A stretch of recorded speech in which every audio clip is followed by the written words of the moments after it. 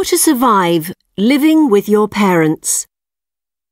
If you are among the quarter of young adults still living at home with mum and dad, read on. Around a quarter of young adults in the UK are living with mum and dad, the highest number since records began in 1996. They are the victims of rising house prices, a difficult job market for young people, and, worst of all, they now suffer the mental anguish of living with someone who used to brush their teeth for them. If you are one of them, these tips might help you to survive. Do your share of the cooking, cleaning, and washing up. Don't let yourself go into child mode just because it's the house you grew up in. Housework is just as tedious for your parents as for the rest of us. Do your share, or you lose the right to call yourself an adult. Save, save, save. The major advantage of living at home is the price. Unless your parents are charging you full market rate rent, in which case surely move, you should be able to squirrel away some money. If you're working, living at home and not saving any money, you aren't planning for the future at all. It won't end well. Have an exit plan. Know how, if not exactly when, you plan to leave. In the darker moments of parent-child cohabitation, when you see in your parents' behaviour a worrying image of the kind of person you might end up being, the knowledge that you have an escape plan will be the only thing that keeps you sane. Go out. A lot. Of course, you and your parents love each other very much, but that doesn't mean you like each other. Frankly, if you've lived together all your life and you don't sometimes hate them, you haven't been paying attention, so go out. Get to know these strange new housemates. This is as good a time as any to find out about your parents' past history. Learning to see them as individuals and not just as people who are there solely to look after you both physically and emotionally will make you a better person. It will also make it easier to forgive them when they irritate you beyond belief. How to survive exam stress. 1. Organise. Make sure you have all the things you need for the exam the night before. Stationery, your identity card, etc. Last-minute searching for things can really stress you out before an exam. 2. Diet. Never go to an exam on an empty stomach, as you can end up concentrating more on your hunger than your exam paper. Before you go to the exam, eat foods that are energy-producing, like fruit and protein, and at the same time not too heavy so that they won't make you sleepy.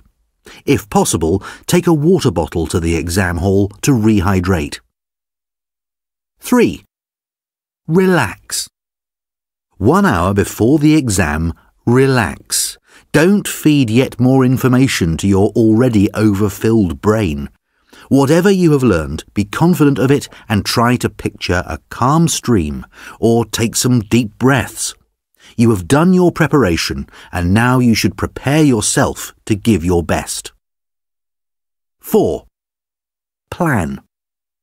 Once you get the question paper in your hand, read all the questions and make a quick rough plan of how you are going to invest your time in order to do your best. Mark the questions which you know you can answer easily and do them first. This will make you feel more confident. Never lose your cool if a question comes up which you didn't prepare for. It is too late now and your focus should be on the present moment. 5. Cross-check. It is very, very important to check your answers again at the end. Try to allow yourself a final 15 minutes to read through your paper and make any necessary corrections. 6. Forget. Often, after an exam is over, people worry about the results or waste time discussing what their friends have written. Realise that the time to do something about the results was over when you handed in the answer sheet, and knowing how your friend did isn't going to help you. Concentrate on how you will face your next exam, if you have one, or just relax and be happy that it's over. 3.29. A few years ago, I felt like I was stuck in a rut. So I decided to follow in the footsteps of the great American philosopher Morgan Spurlock and try something new for 30 days. The idea is actually pretty simple. Think about something you've always wanted to add to your life and try it for the next 30 days. It turns out 30 days is just about the right amount of time to add a new habit or subtract a habit, like watching the news, from your life. There's a few things that I learned while doing these 30-day challenges. The first was, instead of the months flying by forgotten, the time was much more memorable. This was part of a challenge I did to take a picture every day for a month. And I remember exactly where I was and what I was doing that day. I also noticed that as I started to do more and harder 30-day challenges, my self-confidence grew. I went from desk-dwelling computer nerd to the kind of guy who bikes to work for fun. Even last year, I ended up hiking up Mount Kilimanjaro, the highest mountain in Africa. I would never have been that adventurous before I started my 30-day challenges. I also figured out that if you really want something badly enough, you can do anything for 30 days. Have you ever wanted to write a novel? Every November, tens of thousands of people try to write their own 50,000-word novel from scratch in 30 days. It turns out all you have to do is write 1,667 words a day for a month. So I did.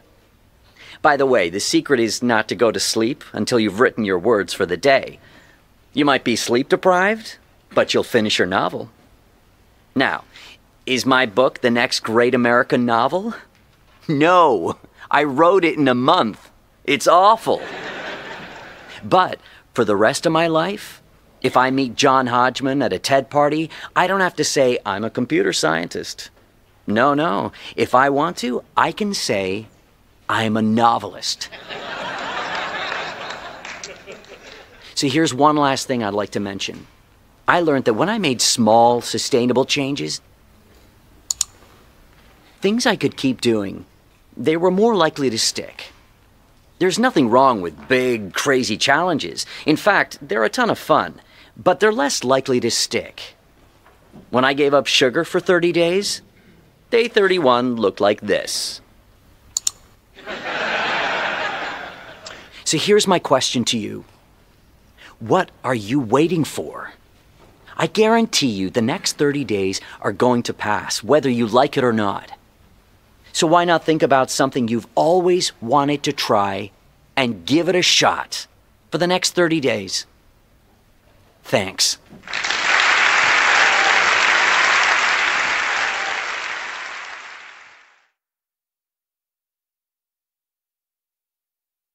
.30. 1, Second hand. 2, Long distance. 3, Last minute. 4, Self-conscious. 5, Worn out. 6, Homemade. 7, Air conditioned. 8, High risk. 9, Narrow-minded. 10, Well behaved. 3.31. 1, A hands-free phone. 2, A dead-end job. 3, A feel-good movie. 4, Groundbreaking research. 5, A high-pitched voice. 6, A labour-saving device. 7, High-heeled shoes. 8, A low-cost airline. 9, Eco-friendly detergent. 10. A life-changing experience.